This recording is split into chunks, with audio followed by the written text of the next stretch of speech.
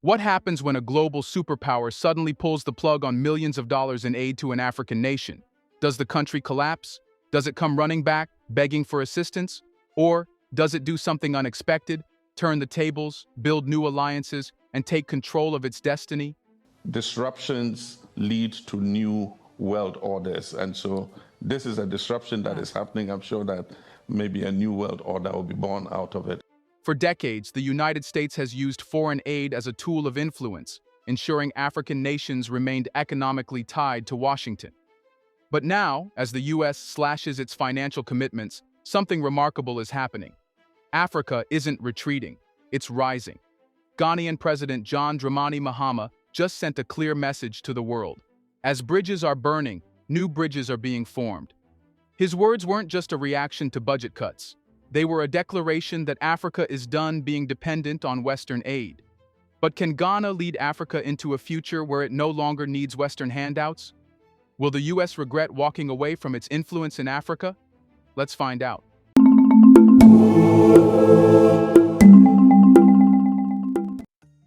For decades, Ghana has received foreign aid from the United States and other Western nations, but not as a sign of weakness, rather as part of a global system where economic partnerships are built through strategic funding and development initiatives. However, the recent $156 million aid reduction from the U.S. has led to some financial adjustments, forcing Ghana to make changes in its spending priorities. While this may seem like a major shift, it is far from a crisis. Instead, it is an opportunity to rethink economic strategies, strengthen internal financial policies, and establish greater self-reliance in key sectors. The biggest adjustment has been in healthcare, where $78 million that previously came from U.S. support is no longer available. However, this does not mean that services have collapsed. It simply means that the Ghanaian government must accelerate its efforts to fund these programs through other sources. Over the years, Ghana has worked to reduce its reliance on foreign assistance, and while this shift is coming suddenly, the country has already begun diversifying its funding sources. The changes in healthcare funding particularly affect maternal care, pediatric services, and HIV/AIDS programs that were previously supported through PEPFAR, the President's Emergency Plan for AIDS Relief. Ghana has long taken steps toward improving healthcare without depending entirely on external funding, and this moment is pushing the government to speed up those efforts. The country is expanding its partnerships with African and global health organizations, looking for alternative funding mechanisms through regional partnerships, public-private investments, and trade revenue allocations. Additionally, while some programs may need temporary adjustments, Ghana is far from struggling. It is simply restructuring how resources are allocated to ensure healthcare services continue without disruption. Education has also seen some changes, but again, this is not a setback. This is a realignment. Some U.S.-funded education initiatives have been scaled back, particularly those focused on technical training and rural education expansion, but Ghana is investing more in homegrown education strategies. The shift away from dependency on Western-funded education programs has led to a renewed focus on local funding mechanisms, private sector involvement, and new education policies that put long-term sustainability first. This includes working with ECOWAS and other African nations to develop stronger regional education funding models that ensure long-term stability without depending on unpredictable external donors. Similarly, economic development programs have faced some adjustments, but rather than slowing down, Ghana is finding alternative ways to fund its infrastructure and industrial growth.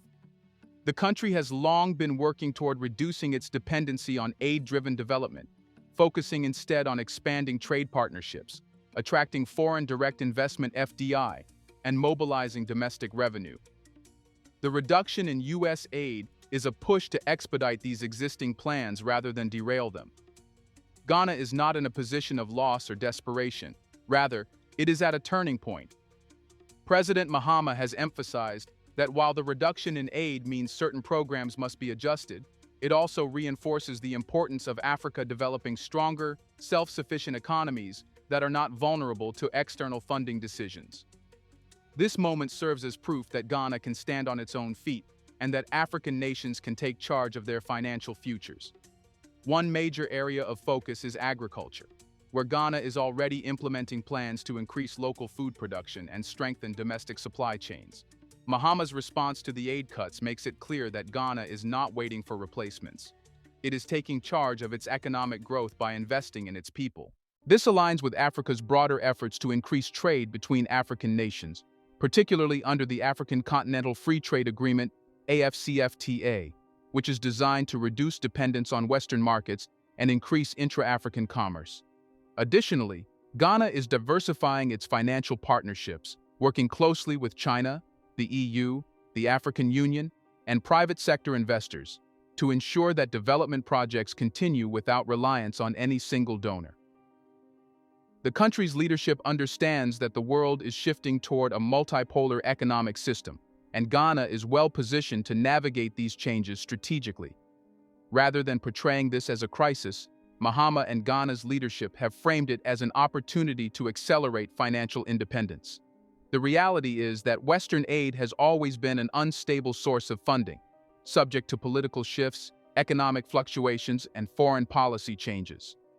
Ghana is taking control of its future rather than waiting for decisions made in Washington to dictate its growth.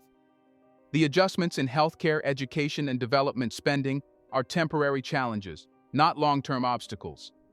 Ghana is already implementing strategies to bridge funding gaps through smart policy adjustments, increased regional cooperation, and stronger economic planning. The message from Ghana is clear. Africa is not a charity case. African nations are capable of economic resilience and self-determination, and this is just the beginning of a stronger, more independent future. Or we might fail it ourselves like we're trying to do now, adjusting our budgets to fill the gap that America leaves. Here's a reminder to please like and share the video and subscribe to our channel to watch more videos on Black culture, history, civilization, and identity. Let's continue now. Now we know the impact of U.S. aid cuts is zero on Ghana, but what about its impact on the U.S. itself? Mahama made it clear, when one bridge burns, another one is built. By withdrawing aid, the U.S. is not just saving money, it is weakening its strategic foothold in Africa. Washington's approach has long relied on soft power, offering financial assistance in exchange for diplomatic leverage, economic cooperation, and geopolitical alignment. But now, as that support disappears, so too does the goodwill that once came with it. For decades, Africa has been an essential part of the U.S. global influence strategy, whether through development aid, military training programs, or trade incentives. By investing in African economies, Washington ensured that political ties remained strong, trade partnerships flourished, and Western influence stayed intact. However, when the funding stops, so does the obligation to maintain those ties. Mahama's response was not one of desperation, but of pragmatism and foresight. He pointed out that the world no longer revolves around a single superpower, and African nations are no longer confined to partnerships with just one dominant player. In his words, there are many other partners. The U.S. is not our only partner. We will continue to cooperate with other countries, and that's why we have a multipolar world. This statement reflects a major ideological shift, one that acknowledges that Africa is actively diversifying its economic and diplomatic relationships. The reality is that the U.S. is not the only game in town anymore. While it pulls back, other global powers are stepping forward. Mahama didn't explicitly name them, but it's obvious who he was referring to. China, Russia, the European Union, the Middle East, and intra-African trade agreements are all becoming alternative sources of funding, trade, and investment. And unlike U.S. aid, which often comes with political conditions, governance demands, and policy stipulations, these new partnerships are more transactional and less restrictive. For example, China's Belt and Road Initiative, BRI, has already transformed Africa's infrastructure landscape. While Western aid typically funds social programs or emergency relief, China has focused on long-term investments, roads, bridges, railways, and energy projects that create lasting economic benefits. Ghana, like many other African nations, has been receiving Chinese loans and investments to boost its infrastructure without having to agree to Western-style governance reforms or political alignment with Washington. Similarly, Russia has been expanding its influence in Africa through military cooperation and natural resource agreements. European nations are also adjusting their strategies, recognizing that as the U.S. steps back, the opportunity to strengthen their relationships with Africa grows. What Washington perhaps failed to understand is that by cutting aid, it wasn't just removing financial assistance, it was dismantling decades of influence. When aid stops, countries look elsewhere.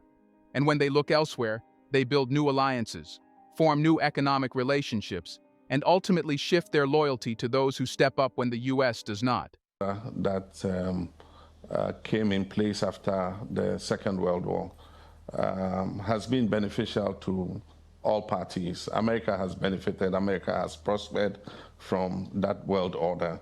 And I do think that no country can exist in isolation. Nobody can draw his bridges up and dig a moat around his country. We're interconnected in many ways. America has the right to recalibrate and freeze its international assistance to other countries, but there's always a blowback. One, America loses soft power because USAID is a well-known brand of America and it intervenes in very critical areas. And so if America decides that it doesn't want to intervene in those areas, it is possible that other countries might decide to fill that gap. So, will the U.S. regret this decision? That depends on whether it realizes the consequences before it's too late. Mahama's speech was not just about Ghana. It was about Africa's changing relationship with global power players. The world is moving toward a multipolar era, and Africa is no longer willing to wait for the West to dictate its future. What comes next is clear. The old model, where the U.S. funded development projects in exchange for diplomatic and political leverage, is fading. The new model is one where African nations, out of necessity, will take control of their economic destinies, forging alliances that serve their interests rather than those of Washington. That's why Mahama's message wasn't one of complaint, but of calculated realism. The U.S. may think it is simply reallocating funds, but in reality, it is ceding power, influence, and trust. And once those are gone, they are incredibly difficult to regain. But the most important question here is, can Ghana's vision truly lead Africa to financial independence? With the U.S. stepping back from aid commitments and Africa actively seeking economic autonomy, a critical question remains. Can Ghana truly spearhead a financial revolution that makes Africa independent of foreign dependency? The reality is that breaking free from a system that has been in place for decades is no easy feat. However, Ghana's strategic vision, particularly under Mahama's leadership, suggests that the nation is not only prepared to move forward, but is also positioning itself as a model for other African countries to follow. Mahama's speech at the Munich Security Conference was not just a statement of resistance, it was a blueprint for a new era. By framing the withdrawal of U.S. aid as an opportunity rather than a setback, Ghana is making it clear that the country is no longer waiting on external players to define its economic future. However, transitioning from a historically aid-reliant model to a self-sustaining one requires a comprehensive financial strategy. Ghana must address several key areas: fiscal policy, industrialization, trade agreements, and financial governance to ensure this transition is both sustainable and impactful. One of the first steps toward true financial independence is reducing the role of foreign assistance in national budgets. Over the years, Ghana, like many African nations, has relied on a mix of tax revenue, foreign investment, and donor aid to fund development projects. The U.S. pulling out of aid programs means Ghana must accelerate its efforts to generate revenue internally rather than depending on external sources. One of the most promising solutions lies in tax reform and revenue mobilization. Ghana's tax system has traditionally faced challenges in compliance and enforcement, with a large portion of the economy operating informally. By formalizing more businesses, strengthening tax collection mechanisms, and closing loopholes that allow multinational corporations to extract wealth without fair contributions, Ghana can significantly increase its domestic revenue. This alone could help replace a portion of the lost aid while giving the government more control over its financial resources. Another area that has remained underutilized is sovereign wealth funds and public investment in strategic sectors. Countries like Norway and Singapore have successfully used state-backed investment funds to generate long-term wealth. but African nations have historically struggled to build similar models due to external economic pressures and mismanagement. Ghana has an opportunity to redirect resources into a well-managed sovereign fund that prioritizes local development, ensuring that profits from natural resources, trade, and taxation contribute to long-term economic stability. Another major factor in Ghana's journey to financial independence is industrialization. While many African countries have abundant natural resources, these resources are often exported as raw materials rather than processed locally. This has created a vicious cycle where Africa exports cheap commodities and then imports expensive finished products, a model that drains capital from the continent instead of building wealth. Ghana's strategy must focus on shifting from being an exporter of raw materials to a producer of value-added goods. This means developing local industries that process and manufacture finished products from Ghana's resources, and investing in technology and research to create competitive industries in areas like renewable energy, digital infrastructure, and consumer goods. A strong example of this vision is Ghana's recent efforts to develop its cocoa processing industry, rather than exporting raw cocoa beans for processing in Europe. By keeping more of the value chain within the country, Ghana can retain more profits, create jobs, and strengthen its economy. The same strategy can be applied to gold, oil, timber, and other natural resources, ensuring that wealth remains within Ghana rather than benefiting foreign corporations. Ghana's ambition to lead Africa's financial independence cannot be achieved in isolation. It requires stronger regional cooperation. The African Continental Free Trade Area, AfCFTA, is a critical tool in this process. The agreement, which seeks to eliminate trade barriers between African nations, has the potential to create a unified market of 1.3 billion people with a combined GDP of over $3.4 trillion. If Ghana is to reduce its reliance on Western economic partnerships, it must prioritize trade with its African neighbors, ensuring that African goods, services, and capital flow within the continent rather than outside it. By taking a leadership role in AfCFTA implementation, Ghana can position itself as a regional financial hub, attracting businesses, investors, and institutions that want to operate within Africa's growing economy. One of the biggest hurdles to financial independence is the debt burden many African nations carry. Ghana, like several other African economies, has relied on loans from institutions like the IMF and World Bank, which often come with strict conditions that limit policy flexibility. Breaking free from aid dependency also means reducing dependence on foreign debt, which has historically been used to maintain Western influence over African economies. Ghana must now push for more favorable debt restructuring agreements, while simultaneously exploring alternative financing models. Some African nations have begun issuing sovereign bonds to raise capital on international markets, while others have turned to alternative lenders like China and Gulf nations. Additionally, African countries must challenge the outdated financial structures that place them at a disadvantage, advocating for a greater role in international financial decision-making. Rather than being passive borrowers in the global financial system, African economies must position themselves as equal partners who have the power to shape lending terms, interest rates, and economic policies. What Ghana is attempting is no small feat. Shifting away from a legacy of Western financial control and dependency requires bold leadership, strategic planning, and long-term commitment. However, the conditions are ripe for change. Mahama's speech at the Munich Security Conference was not just a statement of intent, it was a rallying cry for Africa to take its destiny into its own hands. If Ghana successfully builds an economy that is funded by its revenue, driven by local industries, and integrated into a strong regional trade network, it will set a precedent for the entire continent. Africa has long been treated as a resource pool for the world, but this era is coming to an end.